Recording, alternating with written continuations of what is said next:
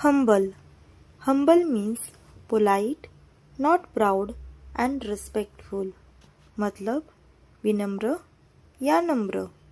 For example, she show humble behavior. मतलब उसने विनम्र व्यवहार दिखाया. He accepted the award humbly. मतलब उसने पुरस्कार विनम्रता से स्वीकार KIA. They live a humble life. मतलब वे एक सादा और विनम्र जीवन जीते हैं. Synonyms यानी समानार्थी शब्द modest विनम्र, polite शिष्ट,